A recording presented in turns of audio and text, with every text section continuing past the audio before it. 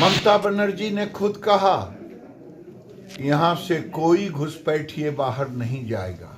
अब बंगाल में रहने लायक नहीं रह गए हैं, क्योंकि ममता की सरकार में हिंदुओं के लिए कोई स्थान नहीं।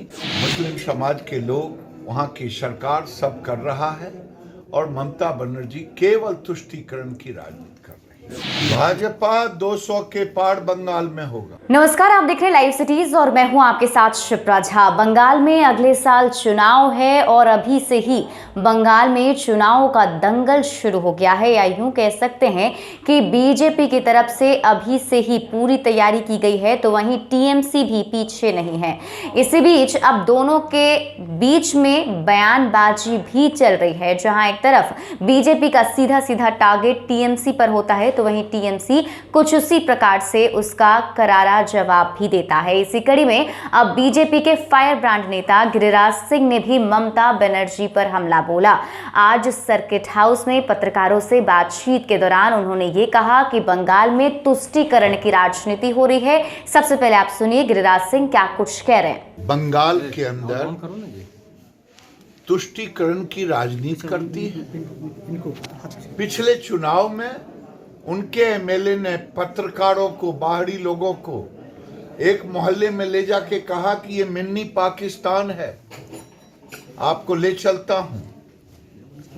ममता बनर्जी ने खुद कहा, यहां से कोई घुसपैठिए बाहर नहीं जाएगा। यानी रोहिंग्या घुसपैठियों वोट बैंक की राजनीति के लिए तुष्टीकरण की राजनीति हो रही है और बंगाल में हिंदुओं को तबाह और बर्बाद किया जा रहा है। हिंदू अब बंगाल में रहने लायक नहीं रह गए हैं, क्योंकि ममता की सरकार में हिंदुओं के लिए कोई स्थान नहीं। अत्याचार मुस्लिम समाज के लोग, वहां की सरकार सब कर रहा है और ममता बनर्जी केवल तुष्टीकरण की राजनीति कर रही है। सर, कांग्रेस शराबबंदी को खत्म करने के लिए कर रही है, जो नए कानून, चूंकि शराब जितना फेलोर बताया जा रहा है, कांग्रेस आरोप लगा रही है।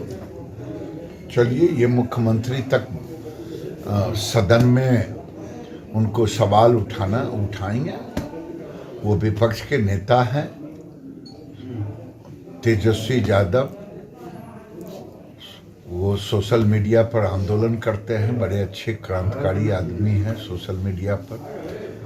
तो वो सदन में पूछेंगे मुख्यमंत्री से, मुख्यमंत्री जी उसका जवाब देंगे। अप्रैल और मई में चुनाव होना है बंगाल में, तो 292 सीट पर बंगाल में चुनाव होना, तो भाजपा के क्या रहेंगे? भाजपा 200 के पार बंगाल में होगा और बंगाल में अत्याचार के खिलाफ, तुष्टीकरण के नीति के खिलाफ, बंगाल में जो लोकतंत्र समाप्त हो गया है, वहां एक तरह से डेमोक्रेसी नाम की कोई चीज नहीं रह गई है। वहां डिक्टेटरशिप चल रहा है और डिक्टेटर भी कोरिया के राष्ट्रपति जिम जोंग की तरह वहां व्यवहार किया जाता है। कोई पॉलिटिकल विरोधियों की हत्या कर दी जाती है। 200 से ऊपर हत्या हुई, चुने हुए प्रतिनिधियों की हत्या हुई, आवाज उठाने वाले राजनीतिक कार्यकर्ताओं की हत्या हुई है।